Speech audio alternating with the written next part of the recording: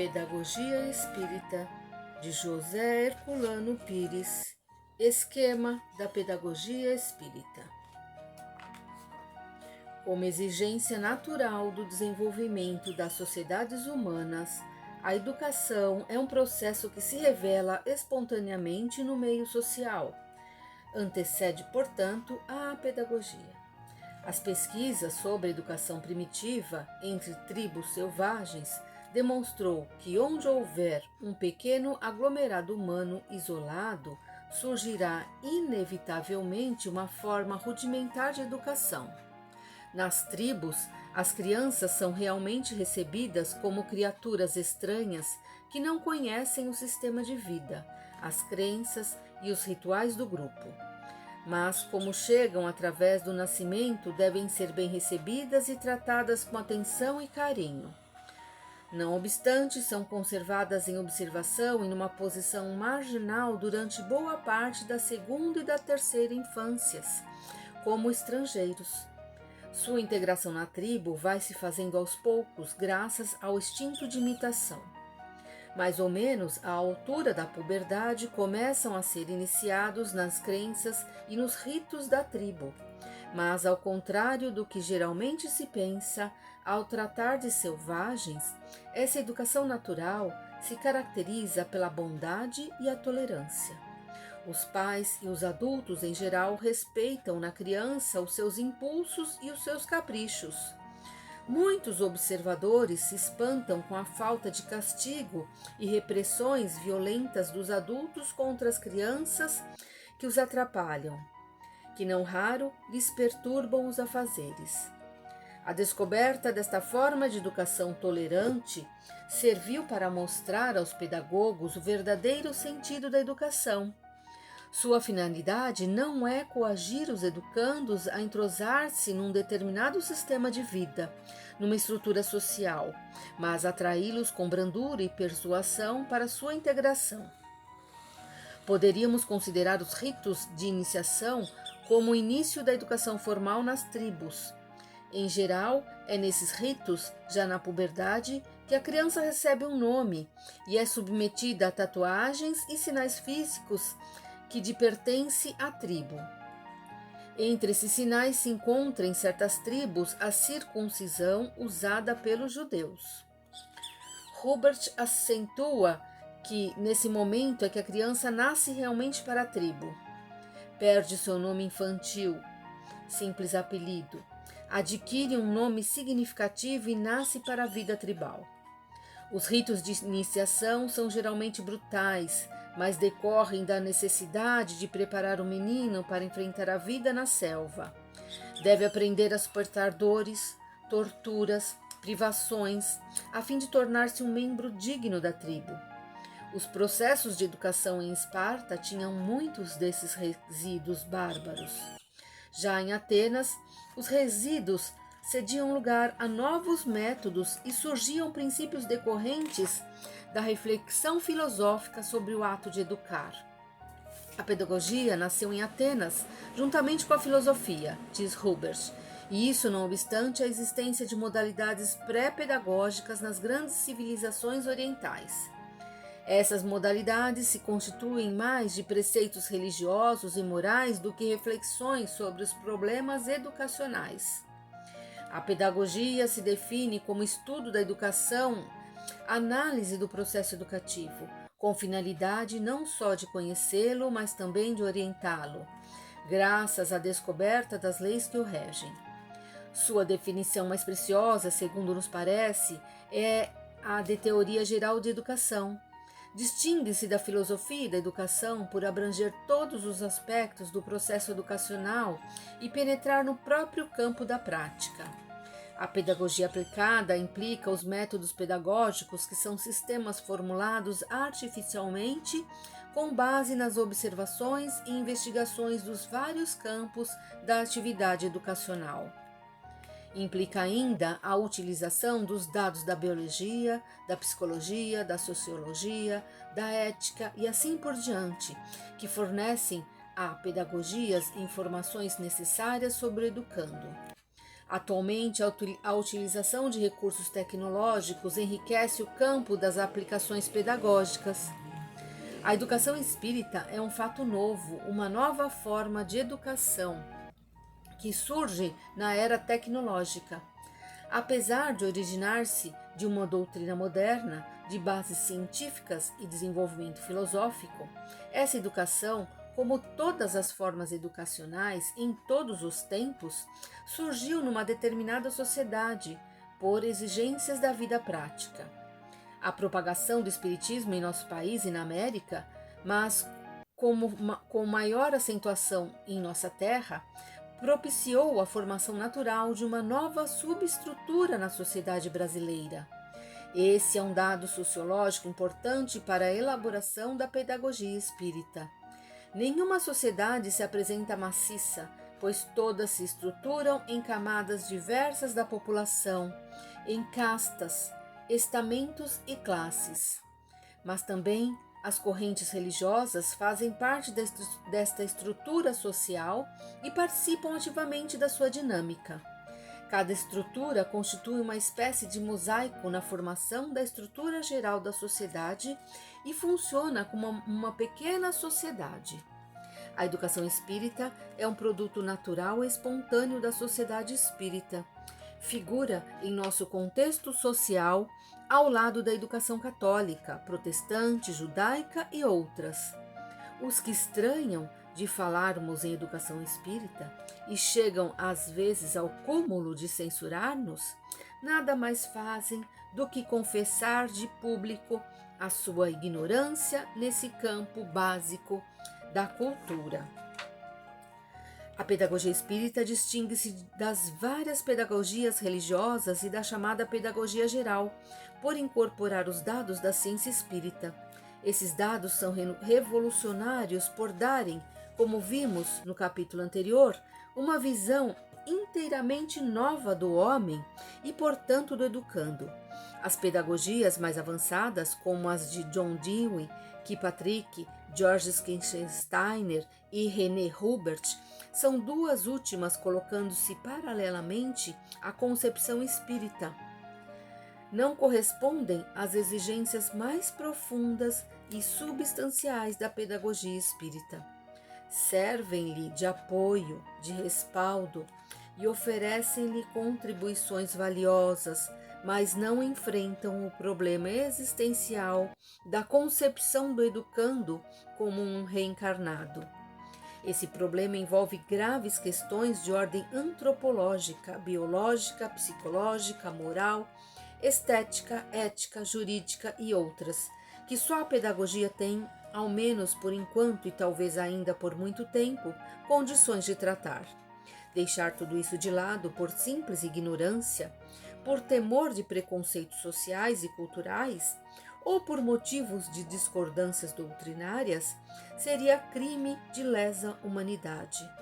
A educação espírita está aí, ante os nossos olhos, na realidade concreta de uma rede escolar espírita que vai dos cursos pré-primários até as unidades universitárias, prenunciando a breve formação da primeira universidade espírita do mundo.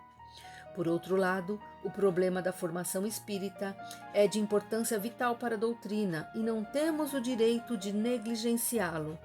Seria, por sinal, qualquer negligência nesse sentido, uma prova dolorosa da indigência mental dos espíritas. Não nos impressionemos com os movimentos obscurantistas contra a educação espírita e a cultura espírita. Os obscurantistas permanecerão na sua obscuridade, mas o nosso dever é acompanhar o avanço da doutrina, o seu desenvolvimento em direção às luzes do futuro. A verdade sempre acaba prevalecendo. Sua força é irresistível. Temos a prova disso no exemplo de Kardec. Sua obra condenada, amaldiçoada, rejeitada, espezinhada, é hoje encarada com respeito em todo o mundo, pois o próprio avanço das ciências e as transformações atuais das religiões a estão confirmando por toda parte. Procuremos traçar um esboço da pedagogia espírita, embora modesto, ajudando-a a surgir das páginas de Kardec, como as várias formas de pedagogia cristã surgiram das páginas do Evangelho. Pedagogia Espírita de José Herculano Pires, Pedagogia Espírita, Esboço Geral, Bases Históricas. As primeiras referências à educação espírita foram feitas por Kardec na Revista Espírita, revelando o aparecimento de um novo tipo de educação familiar na França, em Paris. Escreveu Kardec, na Revista Espírita de fevereiro de 1864, um artigo sobre o que observara numa família parisiense em que as crianças recebiam educação moral baseada no espiritismo. Suas palavras finais nos provam o seu entusiasmo pelo que pôde então observar. Ele, o Espiritismo, já prova sua eficácia pela maneira mais racional, porque são educadas as crianças numa família verdadeiramente espírita. No Brasil, tivemos bem cedo a transição desta nova forma de educação para o plano da escolarização.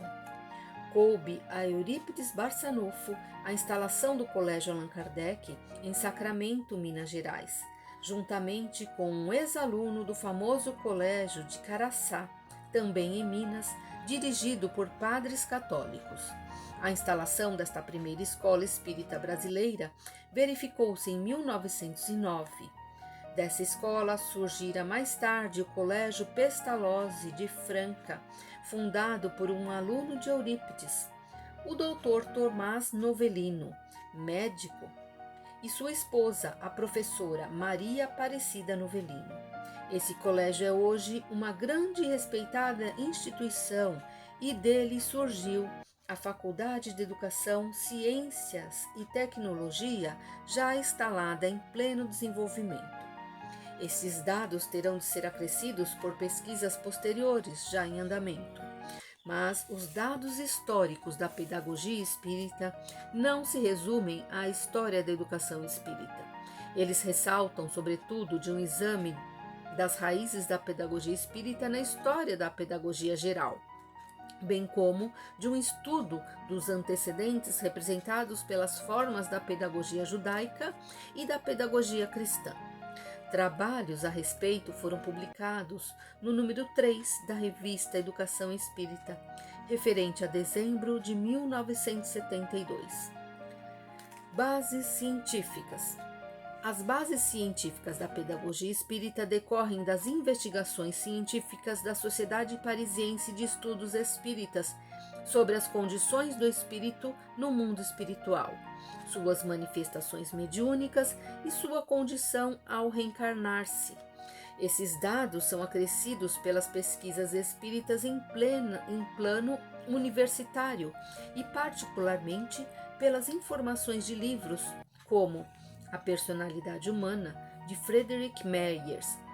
As experiências psicológicas e parapsicológicas atuais, mormente no tocante às investigações sobre o inconsciente e a percepção extrasensorial, fornecem dados significativos para o conhecimento pedagógico dos mecanismos mentais. As pesquisas sobre a reencarnação e as pesquisas mais recentes sobre o corpo bioplasmático dão a contribuição tecnológica para a explicação da estrutura real do educando. A psicologia evolutiva da infância e da adolescência oferece também elementos básicos para a compreensão dos processos mentais e psíquicos do educando. A esses dados se reúnem os da biologia educacional e da sociologia e psicologia educacionais.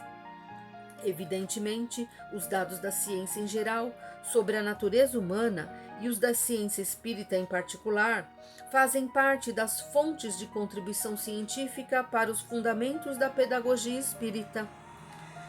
Bases religiosas.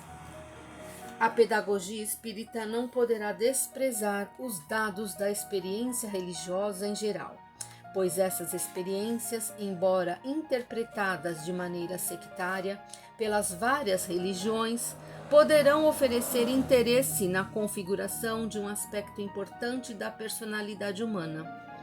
As investigações sobre a origem das religiões e sua história podem também fornecer dados psicológicos e espirituais importantes, mas a principal fonte desses dados estará certamente nos fatos mediúnicos e nas obras psicografadas que tratam do aspecto religioso do espiritismo. Estudos e experiências devem ser desenvolvidos por psicólogos e parapsicólogos espíritas sobre a tese doutrinária da lei de adoração e suas manifestações. Nesse sentido, a antropologia cultural e a história das religiões poderão também oferecer dados importantes.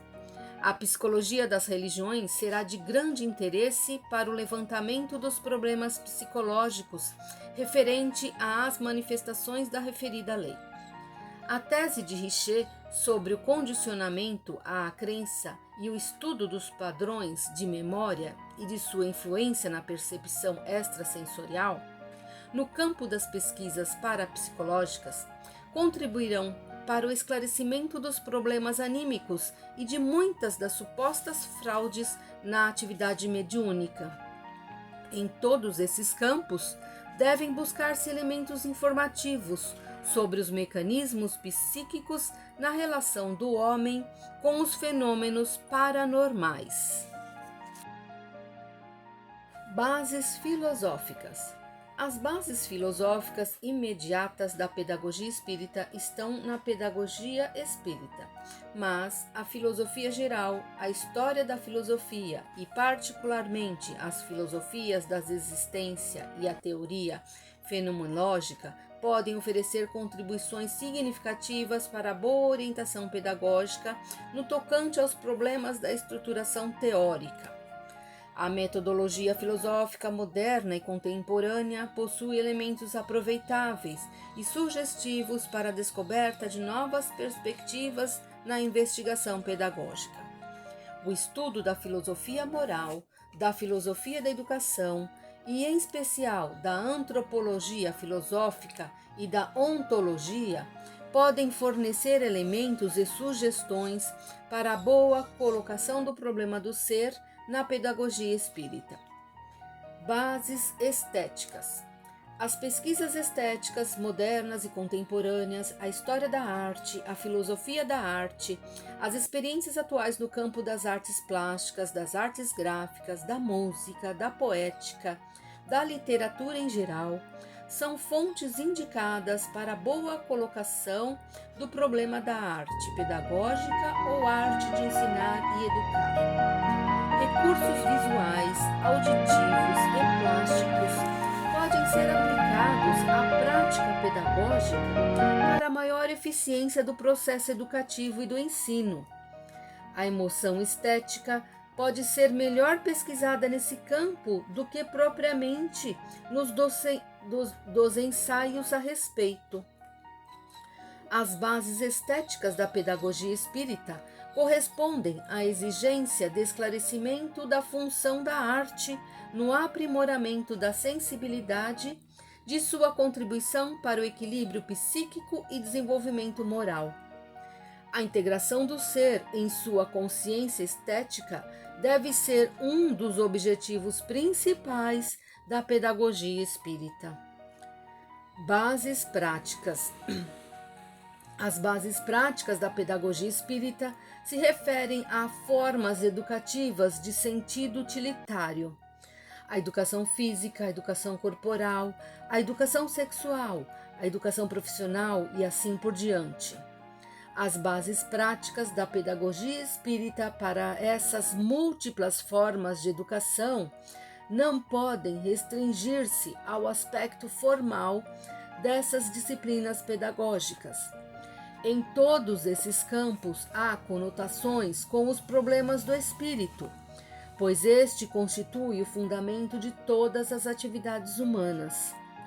A orientação filosófica, estética e ética, as implicações religiosas, os problemas da relação alma-corpo, as questões de higiene e rigidez, o equilíbrio orgânico, a luta contra a fadiga e o desgaste, as questões referentes às crises periódicas do desenvolvimento corporal e do seu declínio, e outras várias questões estão naturalmente envolvidas na preparação do educando para a vida prática. O estudo da paideia grega seria uma fonte valiosa para a melhor compreensão de todas essas questões. Para não ir mais longe, dando apenas uma visão ao leitor ou ao estudante da complexidade da pedagogia espírita, ficaremos por aqui na apresentação do nosso esboço geral. A finalidade da pedagogia espírita é orientar o desenvolvimento da educação espírita, fornecendo-lhe todos os elementos capazes de disciplinar a ação educativa nas escolas espíritas. Essa a razão por que achamos conveniente esboçar um quadro geral das principais diretrizes que serão fatalmente defrontadas pelos estudiosos que desejaram contribuir para o êxito dessa nova forma de educação. Seria bom que os professores espíritas se interessassem pelo exame desse esboço, pois mais hoje, mais amanhã, poderão ser convocados para o alto para uma contribuição num desses setores. No momento, teremos de nos restringir a alguns aspectos mais urgentes, que correspondem às necessidades imediatas das escolas já existentes. No capítulo seguinte e nos posteriores, os interessados encontrarão o exame dos problemas imediatos e poderão situar-se na área que acharem mais adequada às suas tendências e preferências, ou às suas experiências vividas nas lides educacionais. Não temos a pretensão de trabalhar isoladamente nesse campo tão vasto, complexo e de tão urgente necessidade de exploração pelos professores espíritas. É necessário que façamos um verdadeiro mutirão pedagógico para respondermos ao desafio presente da educação espírita em nossa terra. A educação espírita foi plantada no Brasil e está crescendo assustadoramente, mas, ao mesmo tempo, auspiciosamente. Todos temos o dever de tomar consciência dessa realidade. Uma educação sem pedagogia é um barco sem bússola. Não haverá no professorado espírita brasileiro, tão numeroso, alguns elementos expostos a esse voluntariado? Cumpramos o nosso dever nesta hora de transição cultural, quando vemos no horizonte os primeiros clarões da cultura espírita. É uma felicidade estarmos aqui nesse momento, mas precisamos fazer por merecê-la.